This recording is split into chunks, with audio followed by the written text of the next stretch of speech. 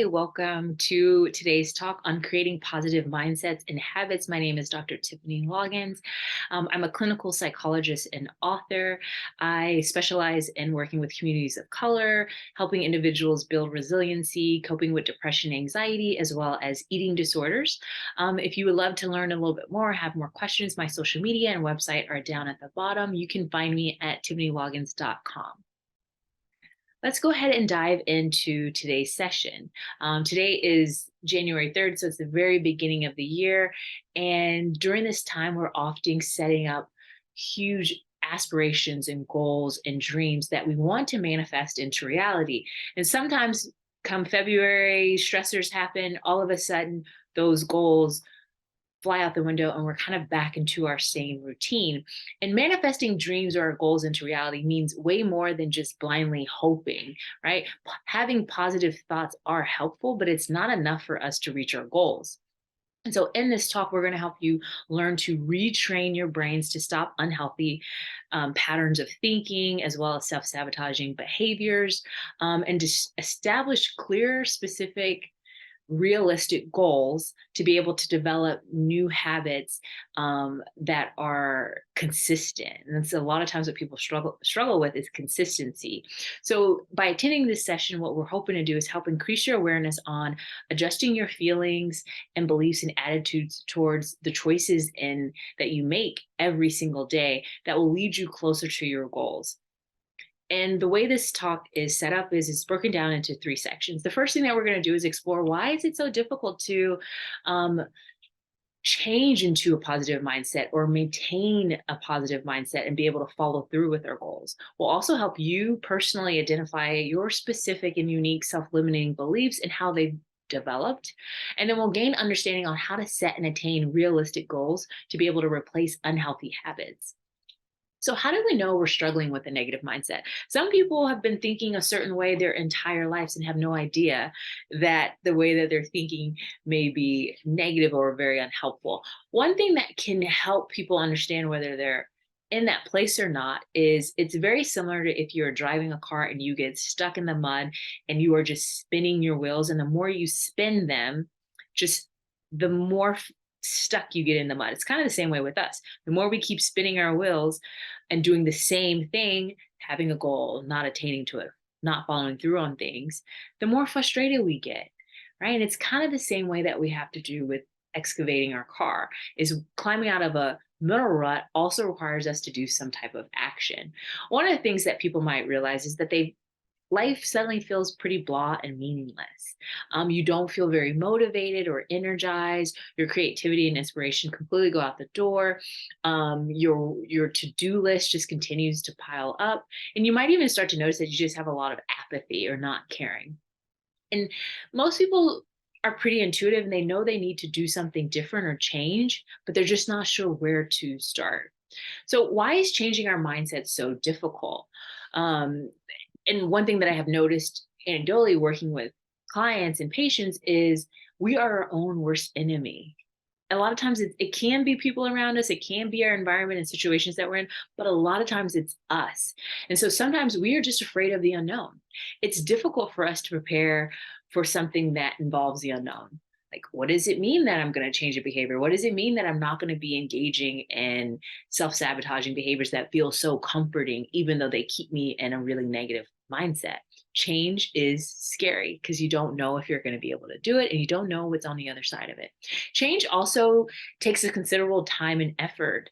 Sometimes it's easier for us to just sit in our negative thoughts. It takes more effort to think differently and to think um, sometimes even more realistically.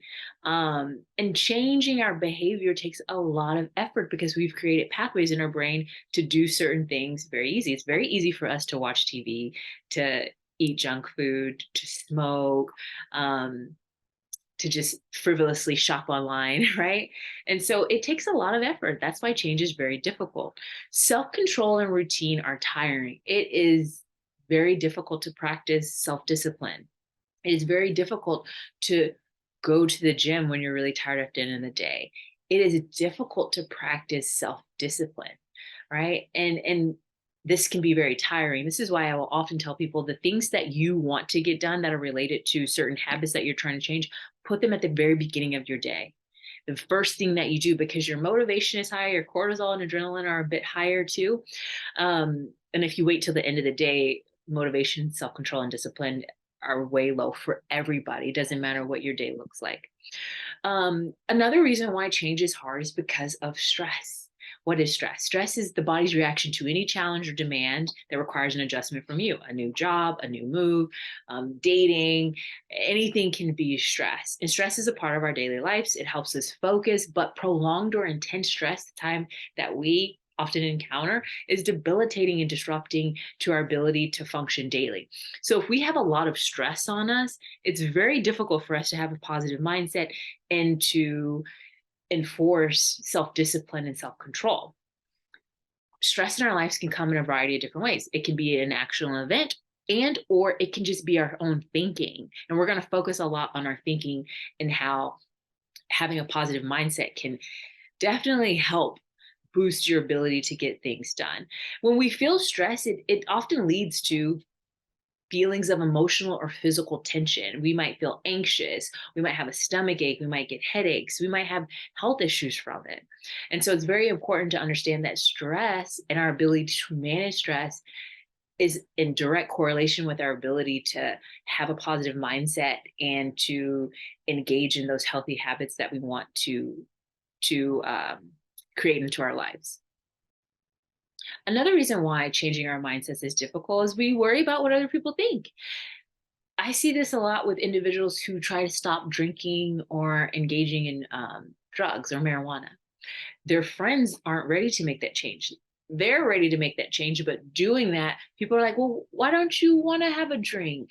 Oh, one's not going to be that bad. But for you, maybe you've decided, I've noticed even if I have one, it's very hard for me to say no to the second one. And so sometimes we worry about what other people think if we change our mindsets or if we change our behaviors. Afraid of failure, perfectionism. Sometimes we feel like, you know what, I want to do this new goal. And if I don't do it for the whole month and I mess up one time, that's it. It's over. And really what we need to realize is that making small changes, you are going to have some lapses in behavior, and that is okay. That is part of the journey. Sometimes we have a lack of purpose.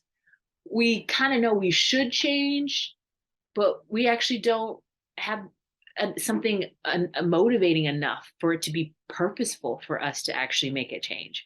So I tell people, if someone wants to lose weight, if you're only wanting to lose weight for physical characteristics, for a lot of people, that's not enough. It has to come from something different. Maybe if someone gets really sick or ill, you might notice that they're really motivated for change. And everyone's purpose and motivation is all going to be very, very different for everyone. Other things that can impact our abilities to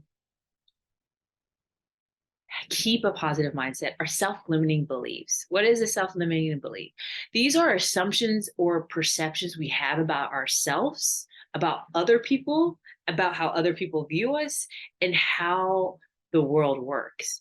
And these assumptions can sometimes be self-limiting because by holding on to these beliefs, we are in some way holding ourselves back from achieving our goals. Now, a lot of times with self-limiting beliefs, we'll talk about this in the next slide, is they developed because of an environment that you were in, and they were very helpful to have this thinking pattern. But it's kind of similar to you're in war and you have armor and you have all this artillery on. And in war, it's really, really great. Now you get out of that environment and you're still rolling around with all of that armor. And it's hard to get things done because you haven't realized that you don't need those beliefs anymore, right? And we learn these beliefs very young. Sometimes it can be before you're even able to form memories for some people. And then we move through life creating experiences to match our beliefs. And these beliefs can lead to chronic feelings of inadequacy, incompetence. Sometimes you might just feel like a fraudulent or an imposter, despite objective success. And it's hard to internalize success and genuinely hold the belief that you're competent and capable. And this can really keep you, if you don't have, from being able to have more of a realistic or positive mindset, or be able to take on a new journey of creating a new behavior or lifestyle choice. Self-limiting beliefs are not an actual mental health condition, but it is can form serious forms of self-doubt, and it's comorbid with anxiety and depression. A lot of times people can have mental health issues, and underneath we will see some self-limiting beliefs that are exasperating. So what are self-limiting beliefs? There's actually about 10 to 12 of them. But for the brevity of this talk, I'm only going to go over about 4 or 5 of them, ones that are the most popular one. One is labeling. We struggle applying labels to ourselves, such as being lazy or stupid, or I'm not good at math, or I'm not this, or people don't like me, right? And that's because we have been told these things by other people. Sometimes we feel this way about ourselves, and we project it onto people that they're thinking that about us. We do that a lot of times. And then another one is taking responsibility or personalization. This can happen when you tend to be the person who's like, oh, if it doesn't, I can't rely on anyone else. So taking responsibility can be a good thing, but when we take responsibility for every bad thing that happens, even when it's out of our control, we begin to believe that we are at fault for every negative thing that happens. And if we feel like we're at fault for every negative thing that happens, it can keep us from wanting to do new things because we feel like, oh, it's just not going to pan out anyways. Mind reading. We do this when we make the mistake that we think we already know how other people are going to act or think of us. And oftentimes what's happening is we're projecting those thoughts that we hold about ourselves onto other people. And the problem with this is it prevents the opportunity for us to truly connect with people because we always believe that they're thinking the worst of us anyways.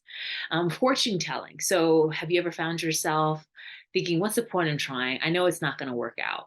We begin to limit our experiences when we assume that we know how things will turn out. This can happen too if you grew up in an environment where you see a lot of relationships that have been unhealthy, and then you go out into the dating world and you might just settle for a relationship that's not really healthy because you're like, well, I've only ever seen unhealthy relationships, so what's the point? It's not going to turn out anyways. Catastrophizing. This is probably the number one thing that humans do. We have a tendency to overestimate the probability of a negative or a catastrophe. This thinking is an artifact or a byproduct of evolution. The people who thought in catastrophic ways, they tended to live. The people who just went around and thought like everything's great.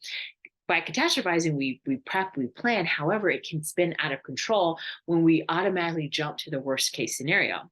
This can feel like a protective measure, that you're just preparing yourself for any outcome. But what are the odds that it will actually happen? And I hear this a lot with people like, what's the worst case scenario?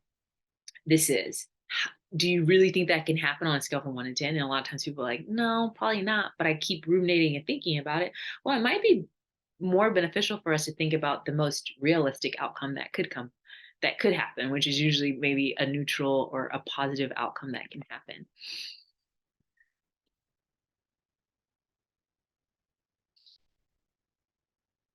Okay, and then here's a graph of just what those look like again.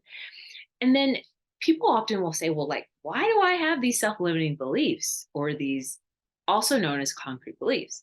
So if you had a daily headache and found out they were due to high blood pressure, would you prefer a quick fix of taking a daily aspirin or making a lifestyle change of diet and exercise? Hopefully, to lower your blood pressure, I would hope people would say, yeah, I want to make a lifestyle change. And that's kind of what happens with us when we think about the ways that we think, feel, and behave. People come into therapy, they're like, oh, I feel anxious, I'm constantly ruminating on negative things, my behaviors are horrible. But if you only focus on your thoughts, feelings, and behaviors, it's kind of similar to picking off all the leaves and branches of the tree, and then like in the fall they fall off, and then in spring they come right back up. I want you to think of yourself psychologically as a tree. The thoughts, the feelings, and behaviors are like the leaves. And the branches are what we call thought distortions. And we'll go on the next page around like what is a thought distortion? And it's exactly how it sounds. It's a thought that distorts your reality. And from there, we get concrete beliefs or self-limiting beliefs, which is the trunk of the tree or the roots. If you're only looking at your thoughts, feelings, and behaviors and not taking a look at what self-limiting beliefs or concrete beliefs that you hold and how they developed, which is the best way to help change a concrete belief, those thoughts and feelings and behaviors are still just going to come from that kind of faulty or self-limiting belief. So one thing that has been very, very helpful with people is helping them to understand, how did they develop? Where did they come from? Why do I have this type of thinking? So one thing to know is that self-limiting beliefs or concrete beliefs is a concrete belief is a belief that you have about yourself, how others view you, or how you view the world. Once these concrete beliefs are activated, it can be triggered by getting a new job, it can be triggered dating. We view them as absolute truths, no matter how much evidence we have to to not to show that they're not true. That's why when people give you a compliment, people are like, it's really hard for me to internalize it. It's because it's bumping up against a concrete belief.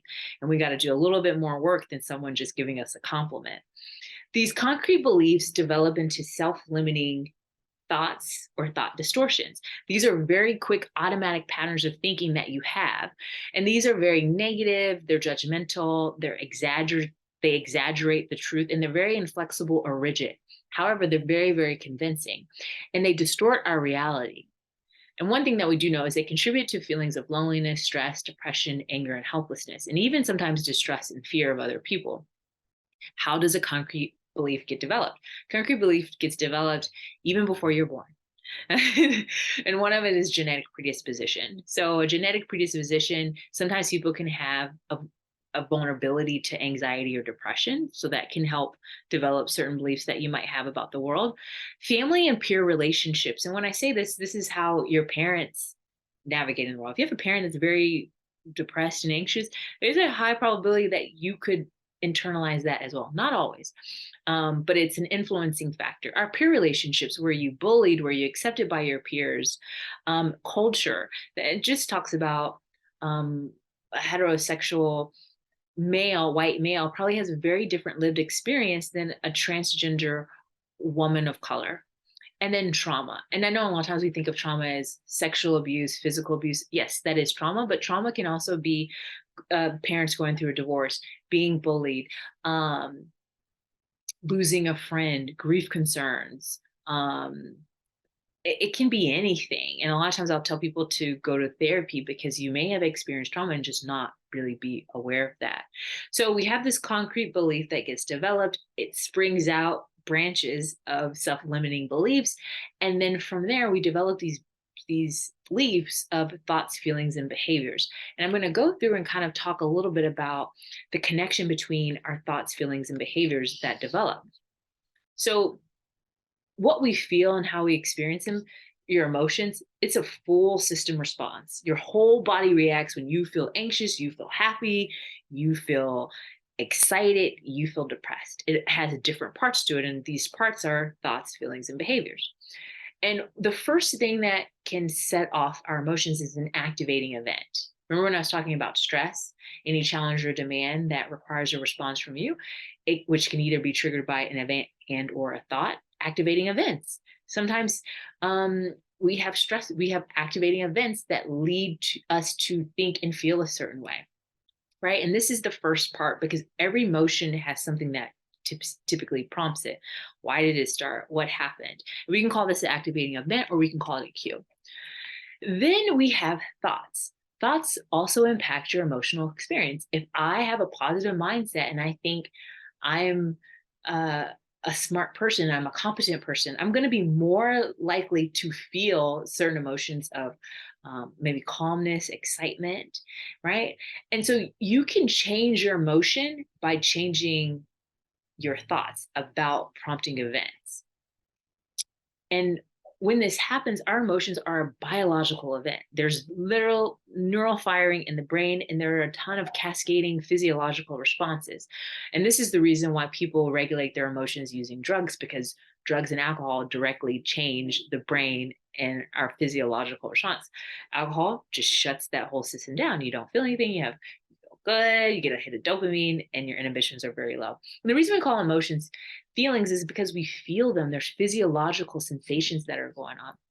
Now, our feelings and emotions accompany our behavior or an action urge. The reason why we have emotions is it urges us to do something. I feel angry, I might hit someone. I feel anxious and fearful, I might run, right? All of our emotions urge us to do something.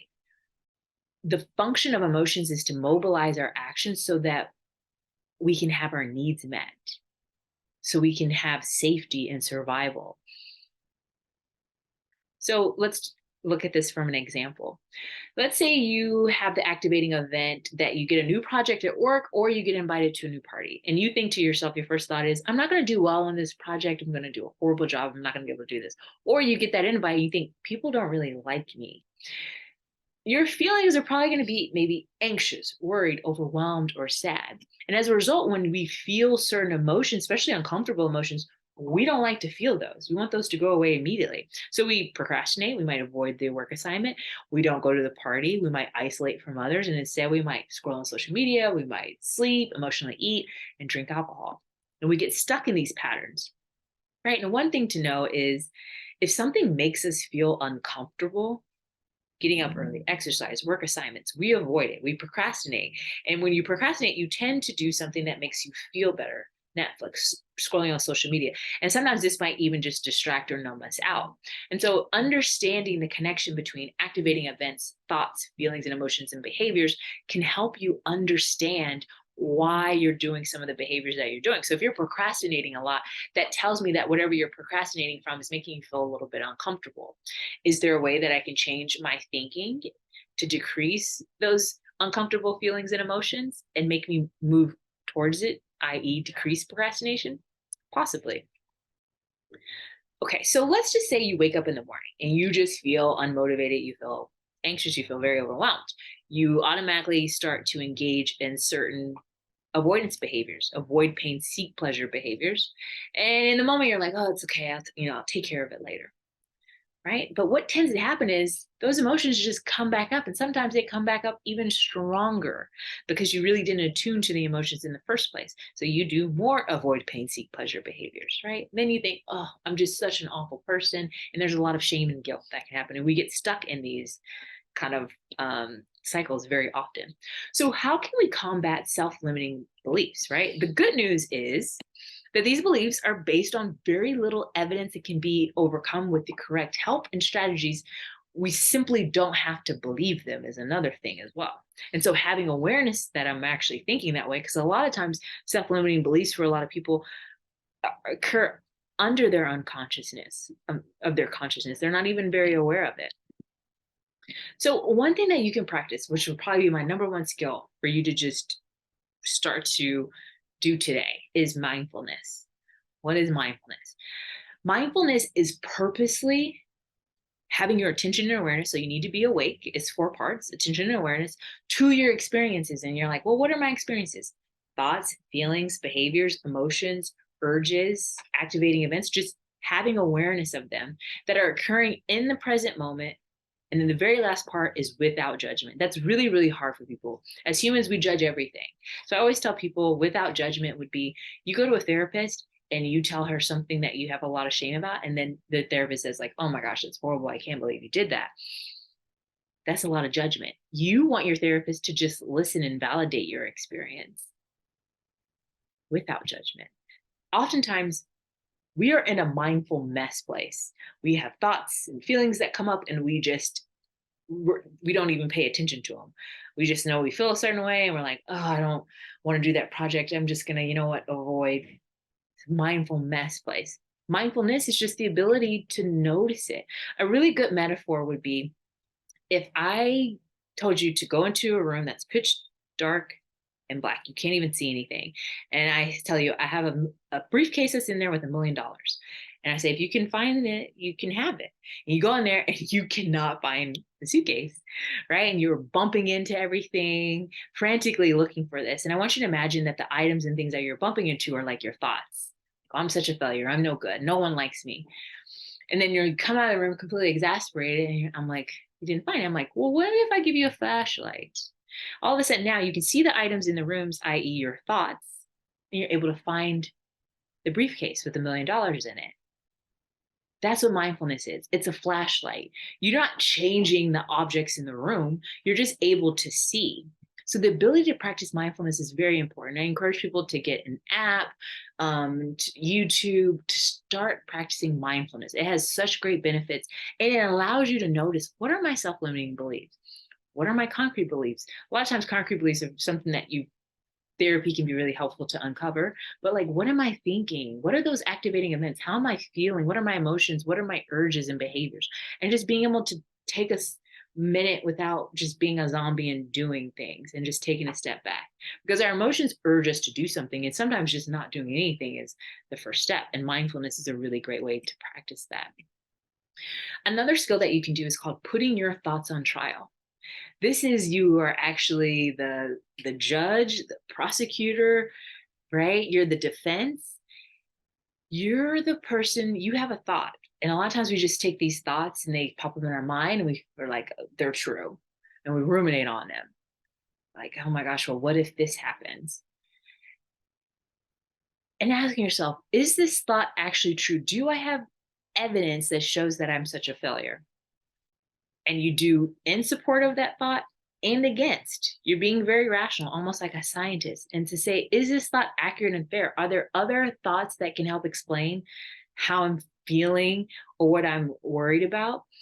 So I'm such a failure, I won't be able to do that, right? Usually we'll just run with that. But if you stop and take a moment to practice mindfulness and say, you know, I've made it this far, I've done really well in other places, I've passed other classes, or I've done really well in other jobs, I can get through this. It's not to say that those feelings completely go away, but you allow the opportunity to have different feelings. Maybe you have some optimism, some hope, determination. And as a result, when you feel better, we're more likely to gravitate towards things. It's when we have a lot of fear and anxiety that we push away and we pull away and we stay in that, in a rut, or we're in a really negative state. So putting your thoughts on trial is really helpful. I have a book that I'll put in at the end, that has all of these and a lot more um, techniques that you can do. Opposite action is another great one too. Opposite action is exactly what it sounds like. It's kind of like Nike. You have two choices: to control your mind or to let your mind control you. Even, and basically what this is practicing self-discipline, doing the things that you know you need to do that are the best for you. And we call that opposite action. And here are some ways to combat self-limiting beliefs. Evaluate areas in your life that need attention, or areas of growth. Focus on those. Why is that such an issue for me to do this? Practicing self-compassion. And if you struggle with that, always ask yourself, what would I tell a friend if they told me the same thing that I'm saying to myself? Engage in meaningful self-care. Commit to one habit that you can keep every day. And it can be something as simple as like brushing your teeth or making your bed. Practicing meditation and mindfulness is definitely key, right? And so one thing that we know is creating change. Like, how do we start to make change? Because what you repeatedly do ultimately forms the person you are, the things you believe, and your personality that you portray, right? And what we know is about 40% of the actions are due to habits, not decisions. And it takes about 30 days to form a habit and 180 days to stick with it, right? And so here are some techniques that you can do when you develop a goal on how to make change easier. One is have a purpose, create a plan. Plan needs to start small, and you want to set up your environment for success, and to know that it's okay to fail, and that they're not failing, that it's part of the journey. A lot of times when we have lapses, we can learn from those. And then here's a good way to create, to start small with an intention. Ask yourself, when you have really good mental health days, what are you doing on those days? And replicate it. So one thing that how people do is they'll develop 1 to 2 behaviors with a very, very low frequency and develop an intention. Write down your routine, being very specific: time, place, prep time. Enlist social support. Tell people, have them join in with you. Track your progress. There's a really great app called the Way of Life app. And then practice self-compassion. If you have a lapse, it's okay. Just keep going. And again, if you have any questions, my website is tiffanyloggins.com. I also have a book That's really great if you are interested in learning a little bit more about tools and tips to develop healthy coping mechanisms and alter self sabotaging behaviors. Thank you so much for joining me today.